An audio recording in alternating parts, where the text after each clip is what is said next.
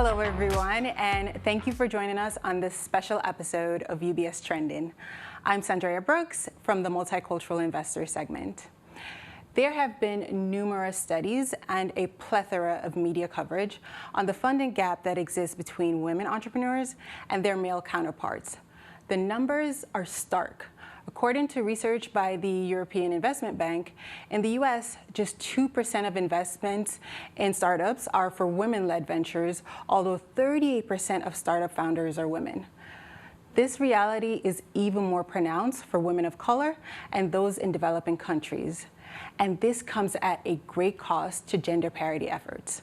But we know female entrepreneurs will be the face of innovation, building successful companies that contribute to the global economy, all while supporting and empowering others. Today, in recognition of Women's Entrepreneurship Day, we'd like to highlight some of the partnerships we've created with women-led companies to support the female founder ecosystem.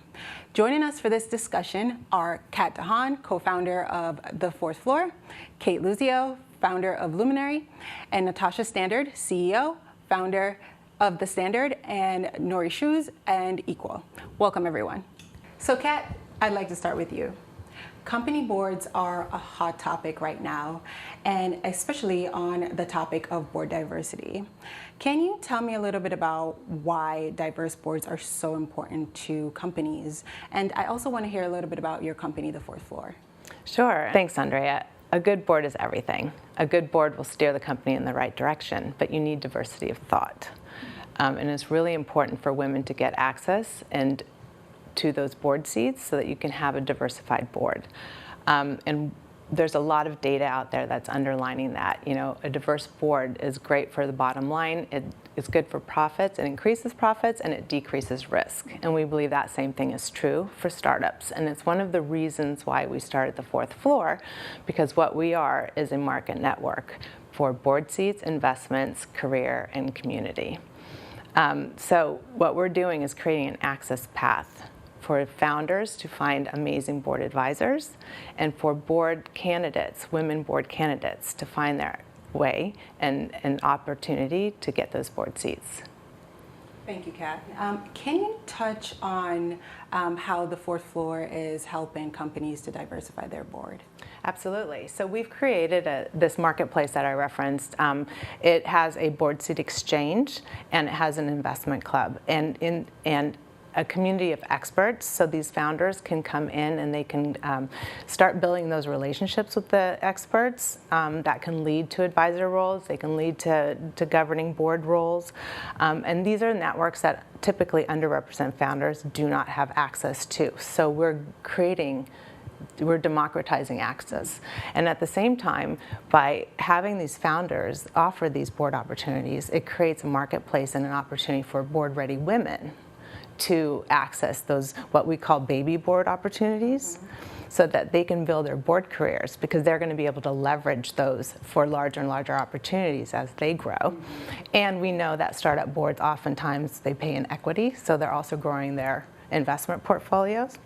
And we're doing that with amazing partners like UBS and fellowship programs like the one we just kicked off to support 50 BIPOC founders and 120 board candidate ready women. Thank you, Kat. And I'm glad you brought up our UBS Times Fourth Floor Fellowship, because Natasha is actually one of the founders that we identified as a standout for the board bootcamp. Natasha, you've taken a very interesting path to entrepreneurship. Can you tell me a little bit about your experience and how you got started? Sure. Thanks for that question. So I was a military officer for 20 years. I was a logistics officer. I visited 54 countries on behalf of this great nation. And when I left the military, I immediately attended Savannah College of Art and Design because I wanted to do something totally different than what I had previously done. Then I went to Arsatorius Shoe School to learn how to make shoes, and that's what I do. I own Nori Shoe Company. It's a luxury shoe company, and then my COVID pivot is military-grade combat boots sized specifically for the female foot, and that's what I do. Thank you, Natasha. It's interesting that you share that because fashion remains a male-dominated industry. Can you touch on the unique perspective that you bring as a veteran and a woman? Sure. So as a woman, I am designing comfortable shoes for women in the battlefield, on the battlefield, and in the boardroom. And then as a veteran, I feel like I am pushing forward, achieving my mission, achieving my goals, wanting to be this great, creating this great shoe company called Nori Shoes, specifically for women, and we have to battle the battlefield and the boardroom, and that's what I'm doing.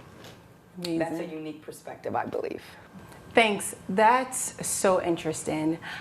There is an abundance of evidence to suggest that women who receive funding develop businesses that perform as well as or even better than their male counterparts, which suggests investors are missing out on attractive investment opportunities. And no stranger to supporting the female founder community and truly understanding the needs of women owners today is Kate Luzia. Kate, you are the founder and CEO of Luminary. Can you share with the audience what Luminary is and does? Sure. First, I'm just going to say thank you for your service. As the daughter of an Army veteran, the granddaughter of an Army veteran, and the sister of an Air Force veteran, thank you for your service. And what she's building is incredible, right? And it's exactly why we need organizations and companies like the Fourth Floor and Luminary, which is what I founded. I spent 20 years in corporate and investment banking, watching a lot of women just get passed over. And I fortunately wasn't one of those. I had a phenomenal career and I took advantage of every opportunity. But I wanted that same opportunity for all women, and not just women in banking, women across all professional journeys, including founders. And so 4 years ago, it's hard to believe it's been 4 years, it feels like 20, I started Luminary, which is now, thanks to the pandemic, a global professional networking and education platform designed to support women across all professional journeys. We support individuals and we support companies as they think about investing in the pipeline. The individuals, more than 50% of them are business owners, and they're saying, I need access to resources, I need access to capital, I need access to mentorship, I need to grow my business. And by the way, if you give me those tools, I will succeed. And so Luminary as an organization, as a company, is designed to bring all of that education, that community, and that content to every one of our members, regardless of what they do. And we know, based on everything that you just said, more than 1,800 women are starting companies per day. More than 60% of those are being started by women of color. And if we're not supporting these women, then they will not only not survive, they won't thrive. And so Luminary was really designed to support women business owners, entrepreneurs, those in transition, thinking about how do they get this access, as Kat mentioned, democratizing access. We are missing out, and we know that when you put us in charge, we can perform. Thank you, Kate. And I would like to say you all are doing incredible work. And this makes me truly excited to just hear about what you all are doing. So, Kate, what are you hearing from women entrepreneurs about their current needs and concerns and the type of support they're looking for their company? First, I think they're like, we made it out of a pandemic and now we're going to enter into a recession. So I think there is a lot of concern and anxiety and worry about what 2023 is going to bring. But more importantly, they're thinking about, and thank goodness they're thinking about their financials, right? Financials, understanding your numbers, controlling your expenses, knowing what's coming in and what's going out is so important. And that is how we prepare for challenging times. That's how we prepare for uncertain times. What they're asking for is, give me more help. Not necessarily monetarily, but I need more introductions. I need more access. I need more tools.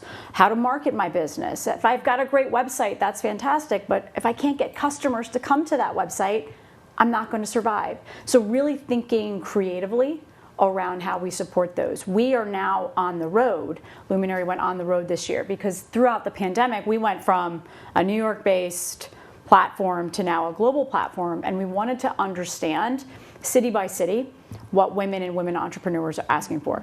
The number one thing outside of access to capital is access to community and resources. Thank you. And you're absolutely right. Access to community and resources are really important to a business, to helping a business thrive. November 19th is Women's Entrepreneurship Day. Natasha, as you think about where you and your businesses are today, what are some ways the audience can help support female-led companies? Sure. I'll say 3 ways. The first way is to buy the product and or service. The second way is to offer constructive criticism. Maybe because I am a startup entrepreneur founder, I will give feedback. Maybe that takes more of a forward personality, but instead of giving a negative review, just give positive feedback. And then I would also say, third is to provide mentorship. I think if you have expertise as an accountant or as a marketing person or as a finance person, offer mentorship. It's free advice to the person, free advice to the business, and that could go a very, very long way. Absolutely. And Kate and Kat, and actually Kat, I'll start with you. What are some of the resources available for women business owners watching today's show? Sure. I have kind of a generalized answer. One, shameless plug for the 4th floor, because we are a tool. Ultimately, that tool is created to help exactly female founders, underrepresented founders, and then obviously women who are looking to get on board seats. And then secondly, I would say join communities like Luminary, because that's the holistic support that we need as a founder or as a businesswoman, because it can get very lonely. And to find support, and sometimes it's not even structured support, it's just working at Luminary it's comfortable and it's wonderful, and you meet new people all the time. So, finding those communities is really important. And then thirdly, I would say that there's a lot of new things going on in the entrepreneurial world addressing underrepresented founders and the non-typical founders or investors or board candidates. For instance, we hosted an event yesterday that talked to women founders how they should respond to male investor questions that made them uncomfortable. So finding those kind of opportunities where we can help kind of reframe the community that will then also change the ecosystem and make it work better for everyone. Thank you. Yeah, and I would just add, I mean, Kat is an incredible member at Luminary, and we are proud to have partnered with the 4th floor. So we understand we're building that ecosystem together to support founders like myself, like Natasha. And one thing that I'll just say is we absolutely need to build a bigger investment opportunity for women founders and women of color founders. But just to put into perspective, 70%, if not more, women founders self-fund or bootstrap, or what you like to say, stiletto strap their business because it's harder. And so I think just making sure that they know that there's support out there, that mentorship. And we have had an incredible relationship for the past 3 years with UBS. We've done 2 fellowships for women of color founders, and we'll do another one in 2023. And that's the kind of access and tools and relationships that these founders need. If you know a founder, ask how you can help. Buy from them. We don't survive without fuel to spend. Right. Yeah, absolutely. So it's access, tools, and community. Exactly. That's right. Many of you may be familiar with the UBS Own Your Worth movement that supports more women taking their seat at the money table. There are tangible economic benefits that comes from unlocking the potential of women entrepreneurs. Studies show that women entrepreneurs are more likely to create new jobs, help local economies, and reinvest their earnings into the health and education of their families. As we look to the future, we know women entrepreneurs and women in general will continue to own their worth and take their seat at the money table. Thank you all so much for joining us today. To learn more about how UBS financial advisors are helping business owners, female founders, and diverse entrepreneurs proceed with passion as they build, grow, and monetize their companies, visit ubs.com/female founders or reach out to your financial advisor today. For more information and access to UBS content, visit ubs.com/views. Make sure to follow UBS on social media, Facebook, Instagram, Twitter, and check out past UBS Trending episodes on demand. And as always, if you have any questions about your portfolio, please speak to your financial advisor. Until next time, I am Sandrea Brooks. Have a great day, and remember to keep your eyes on what's trending.